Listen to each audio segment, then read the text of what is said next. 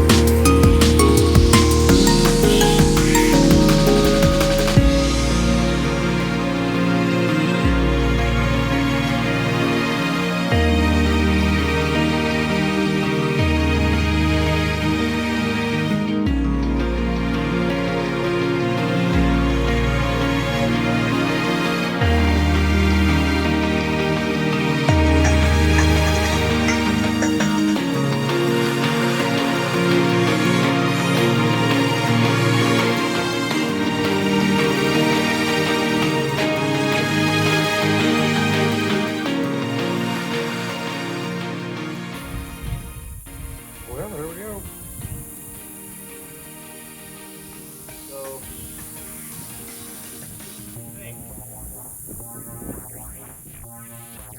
it's already started to slip out of me.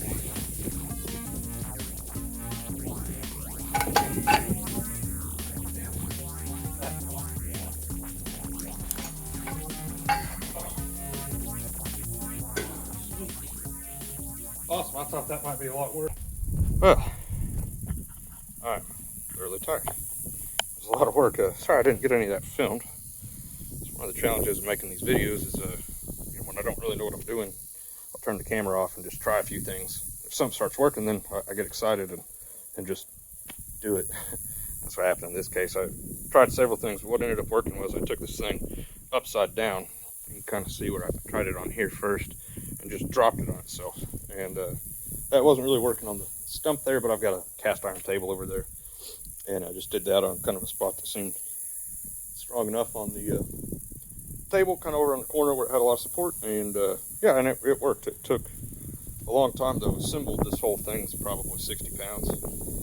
So maybe 50, but it's pretty heavy though. But it's heavier than a feed sack, so yeah, it's probably 60, maybe 70 pounds. It's heavy. Anyway, that was very tiring, sitting there just battering, ramming that thing into the table over and over again. And the bearing fought me a little bit. It was as tight as a bearing should be, and I don't have a proper press, so I just had to slowly tap it, work it all the way down the shaft. I keep talking about the quality of the engineering on this thing. Notice this section right here looks a little bit different. You can see the machining marks, and you might look at that and think, oh well, they left all those shatter marks on it. What that is, so that's an undercut where nothing, this little spot right here, nothing actually touches this. There's just a spacer in between here, and so they undercut this by, it looks like about 15 thou or so. And sorry, can you guys see that? But so there's a bearing that rides here, the one that rides down here. This thing is obviously this cam here. That's a press fit, and then another bearing right here, right. So these have to be, and then all this also is a kind of a close tolerance fit. So all of this has to be, a specific tolerance for the parts that go on it. But this part doesn't touch anything, so they just undercut it for me. So then once you get to here, the bearing just falls. So you have, that little 6 inches that you don't have to drive the tight, press fit of a bearing. So it's good engineering. I appreciate them thinking about that. Sorry for the wind there. I appreciate them thinking about that ahead of time, and they took the extra time to machine that feature in there. That's expensive to have to do another operation, and they probably did it while they had this whole thing, chucked up anyway. So I mean, it's not that much work, and these marks indicate that they increase their feed rate quite a bit. So it wouldn't take a super long time to do that, but it does take the extra foresight and one extra operation in the machine to do that. And the only reason to do that is for guys like me, and of course the people at the factory. But the symbol is just ease of getting the bearings in place. So yeah, all right. Well, I'll sit down for a minute because, like I said, I'm kind of winded after that, and then we'll start putting this sucker back together, I guess.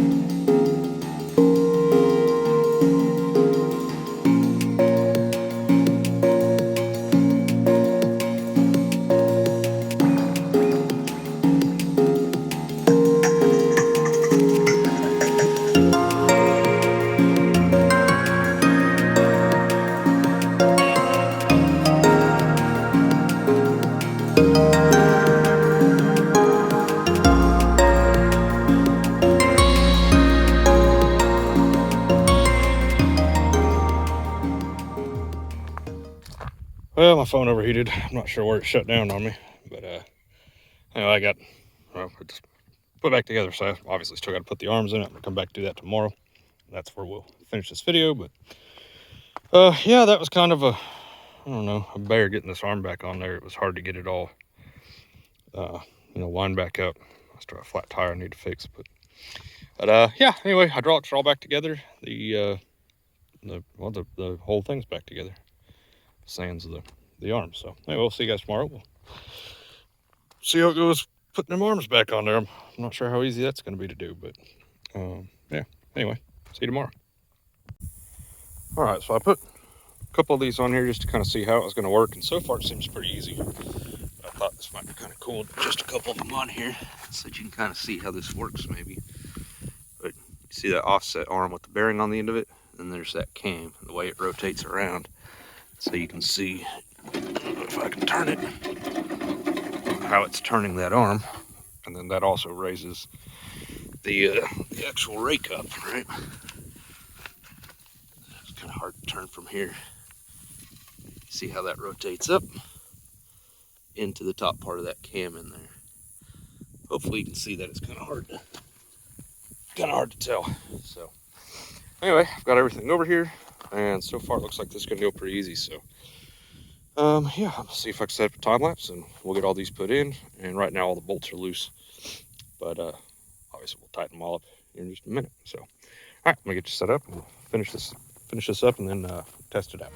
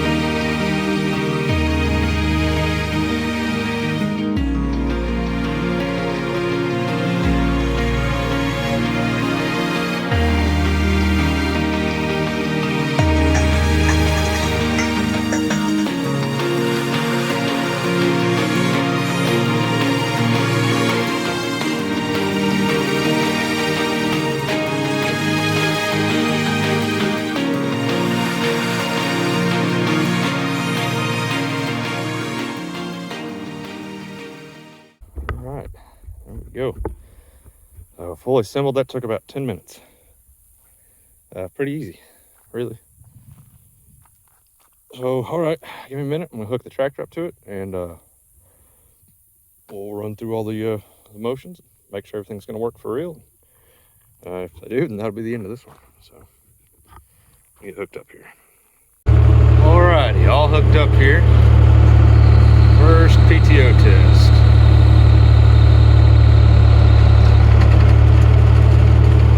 Beautiful.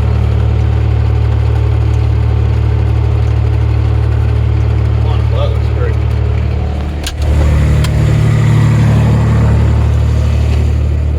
Sounds great too.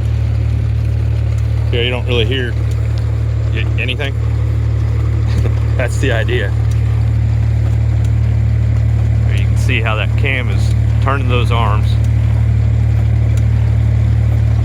On this side, lifting them up. Same thing with this rear rotor. Pretty neat. And then over here on this side, now normally these things have guards that go all the way around them, but on mine here, I've only got this rear one left. This back one broke off on me last year. See where it used to be mounted right there? I had to cut it off. There's a good angle. I think you can kind of tell. I've got one on there that still doesn't have teeth on it. You can see they're coming in flat, these ones right here, and then by the time they get here, they're turned down. Maybe you can see it from this angle. Kind of hard to see it on camera. Cool though. So this one back here, I hear more noise. I said before, I am going to replace all these bearings in here. I just haven't ordered them yet.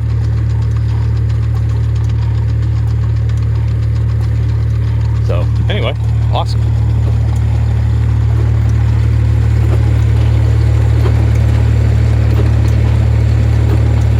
It's kind of freaky standing here this close to it. I don't usually stand out here with it while it's running. But yeah, there used to be a garden that went around here. So, anywho, so that was a little bit of work, but yeah, it's done now.